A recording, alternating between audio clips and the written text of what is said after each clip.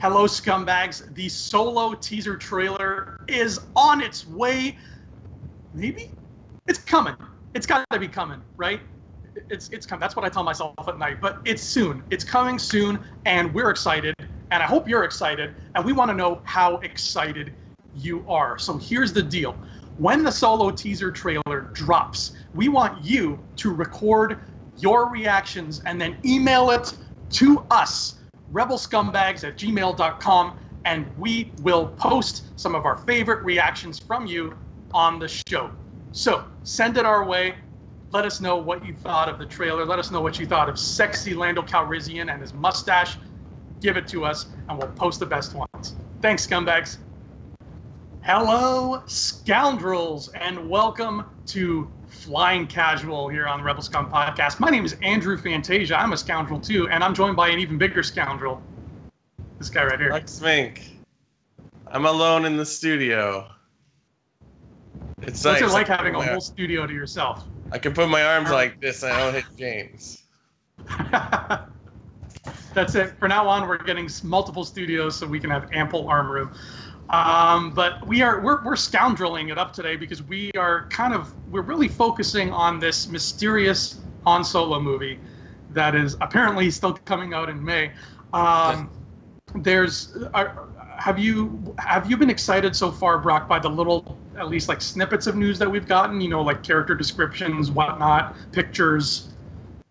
Yeah, I mean, I've been psyched about this movie since its announcement because I was like, oh, you could do a lot of fun things with this, and if it does well, then like the Star Wars universe or galaxy or whatever you want to call it becomes that much more richer. Because if Alden Ehrenreich can succeed as a reputable Han Solo, then we can recast. I know that's blasphemy in our community of Star Wars fans, but like, why not?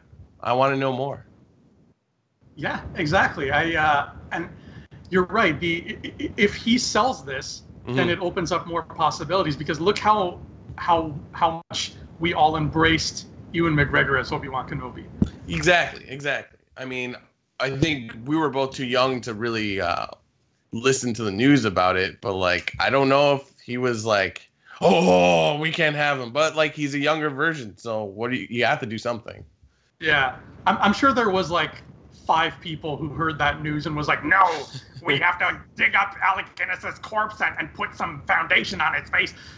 So there's always going to be naysayers. Yeah. But like we've got Han and we've got Lando coming back. But what's beautiful about this is, as you said, it makes the universe richer because we're getting new characters. Yeah. We got Emilia Clarke there playing Kira, and God, she looks really fine in that picture. Oof, Emilia, call me. We got all these new players coming out of the woodwork. But today, what I want to zero in on is the character Thandie Newton is playing. And her name here, I want to make sure I say it right, is Quay Tolsite. Now, the first thing I want to bring up is I was saying this to myself like back in maybe the summer. I was saying, Andrew, you know what Star Wars is really lacking? Characters whose names start with Q. And we have 2 major ones. There is a Lego set. Lego really, they're like the go-to source for the way characters look now. It's just like they break it. I don't know how we haven't spoken about this yet in the last 2 to 3 weeks, because that dropped. Well, like the poster that everyone's like, that's a fake, dropped, and then they're like, it's a fake, and then the next day it's like, it's the Lego box, and you're like, oh. But like this is definitely the second time they've done it in the last year, because they did it with Snoke on the Lego box as well, where we sort of like saw, oh, he wears gold or whatever, even though we knew, you and I knew that, but that was sort of the first appearance of Snoke. So I'm questioning, like, somebody in Star Wars marketing, I know it's Lego, but like somebody at or Lucasfilm or Disney is a genius, because I feel like this has happened every time one of these movies has come out where we see something, maybe not to this level where like, oh, it's the first time you see a character, but like, oh wow, that's what that person's called, and that's what that person's called. So I don't think, like, I think everyone's like, oh, no. I think this is all intentional. That leak of that Russian poster, like that was all planned. So, but I love it because like now you get the first look, right? I haven't really looked at it closely, but it's exciting. It is, and I remember the same thing happened way back with Force Awakens with Tasu Leech, the leader of Kanji Club. Yes. Like, that's where I found out about him, was that Lego set. So I like that they do that because it's a neat way to reveal a character and yet still have it be a mystery. Because, okay, I know what that character looks like as a Lego. I now know what Quay Tulsite looks like as a Lego, but I still don't know what she's going to look like on the big screen. So it's like I got, a sample of her. I didn't get like a full reveal, like nice photograph, but I got like a little, like a Picasso drawing of this is roughly what she's going to look like. So I think that's cool that Lego kind of is the one to bridge that gap towards, finding out this info. But the reason that Quay Tulsite, and God only knows if I'm saying that right, the reason she is such a topic, like a big topic right now, the reason we're doing a Flying Casual about her is because from the looks of this Lego, Brock, she might be a Pyke. James kept calling it her Pyke, and I was like, what are you talking about? But the Star Trek reference. This is, folks, here's about behind the scenes of being on the Rebel Scum podcast. James just makes up turns and doesn't explain them, and you have to just figure out what they mean. Yeah, it's exciting. I actually want to pull it up. I mean, maybe at this point, we should put a picture up on the screen. But yeah, I gotta pull it up myself. It's interesting because I hope it looks good. I mean, it's hard to tell with the Lego thing because they only do certain dimensions. But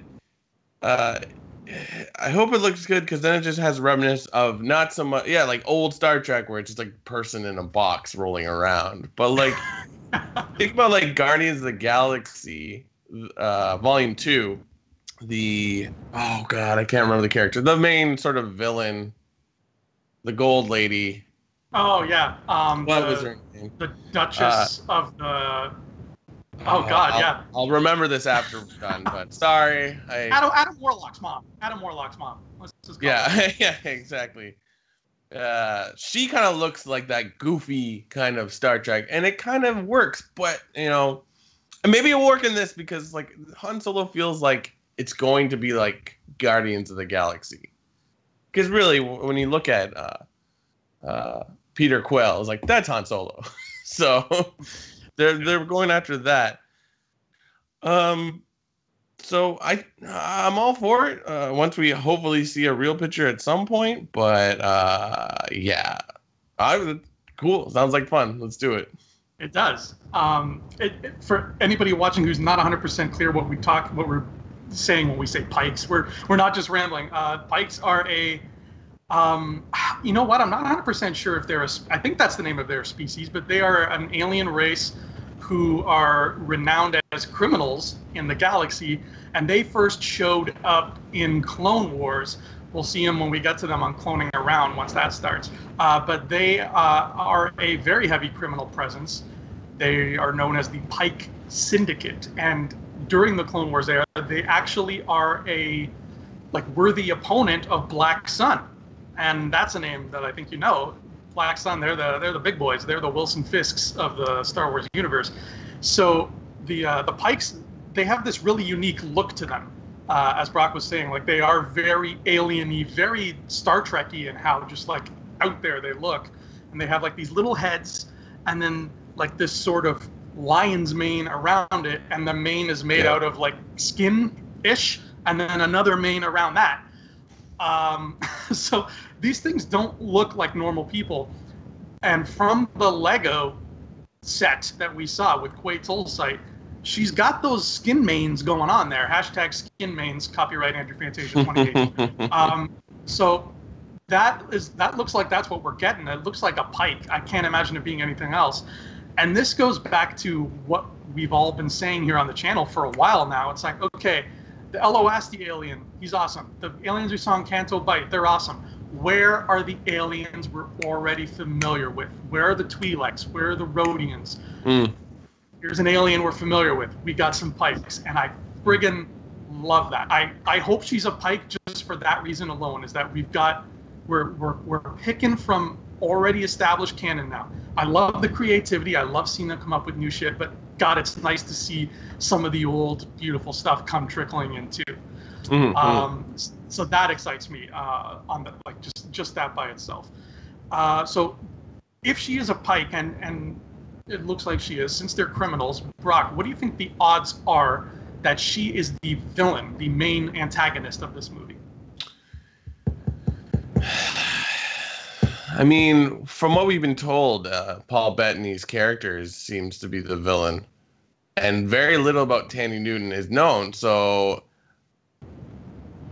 simple answer, yes, I think she's a villain, because we already know, like, our hero's Han, and his backup crew is, Lando, Chewie, Woody Harrelson's character Beckett, and Kira. Oh, we assume that they're all good guys, but so then we don't, and then there's I forget what her name, Phoebe, whatever, who's supposed to be a droid. She was in that show Crashing. So like we have more than enough good guys, right? So I think she's definitely a villain. Maybe maybe not the direct villain, but someone that Han has to go to for information, maybe, and she leads him astray or betrays him or whatever. I feel like there's gonna be a lot of you kind of can't see a Han Solo movie where it's not like some seedy underbelly where weird stuff goes down, and it's sort of because like Han is that anti-hero, sort of like the rogue with the heart of gold sort of thing. So to that long ass answer was yes, I think she's a bad person. And it's funny you brought up Paul Bettany, who is apparently replacing Michael K. Williams because the reshoots kind of made it hard for Michael to come back. And Michael K. Williams was supposed to, he said his character was not a human. His character was an alien with some like prosthetics going on. So he might have been a Pyke too. He might have been like her Pyke boss, like a Pyke pimp, something. He might have been something big, and then or maybe like she was his boss and he was like an underling or something like that. So the possibilities of this syndicate playing a big role in this movie as villains, God, I really like that, especially if we are, because this is an origin story, because we're, kicking off Han before he's the Han we know.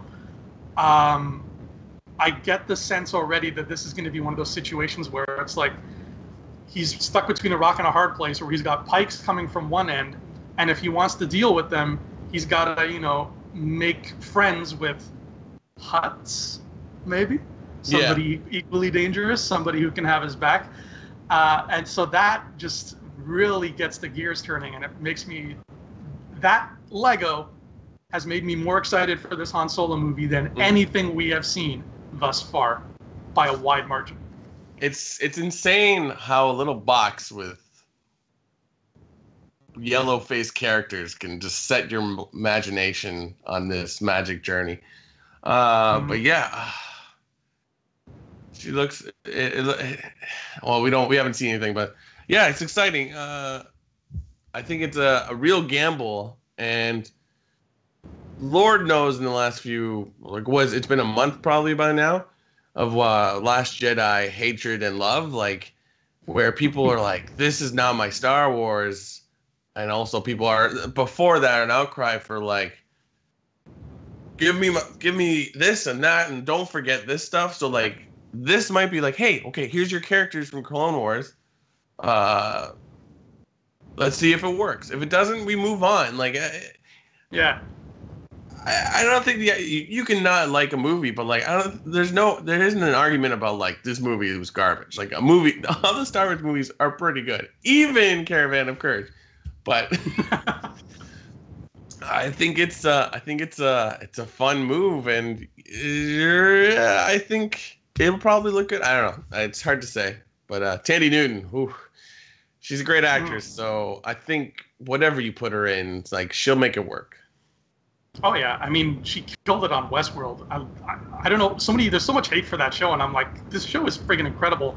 She's great on it, and I think that like, if I have one last thing to say about this character, it is that, and there's so many people, including myself, are big fans of Ahsoka Tano, for example. And I've heard a lot of people say, like lots of our fans say, oh God, I wish we could see Ahsoka in live action. I want a live action Ahsoka movie because she's so cool, blah, blah, blah.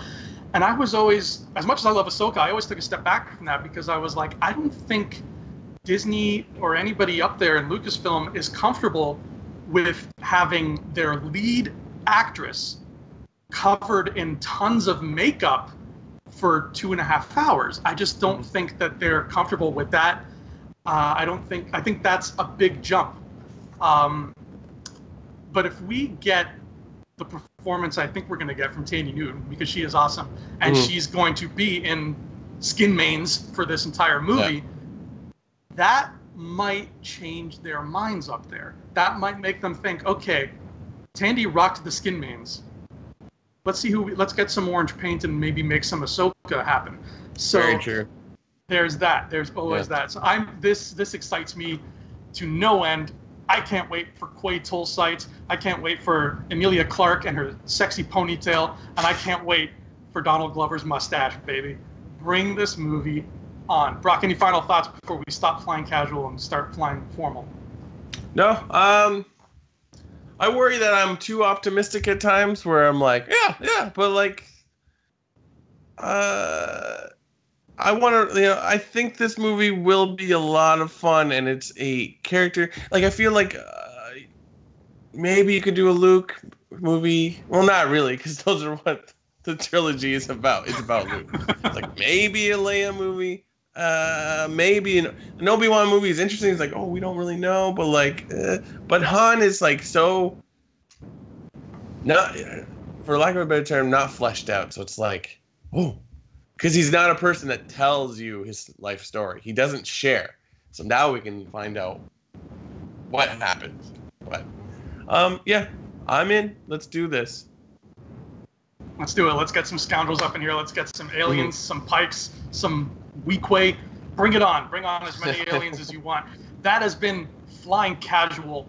I have been Andrew Fantasia, and you have been Brock Smink. You're damn right. And Brock, you were always Scum. Rebel Scum. Hey scumbags, thanks for watching. Don't forget to give us a thumbs up on our video. As always, please subscribe to our YouTube channel, Rebel Scum Podcast, for all the latest videos.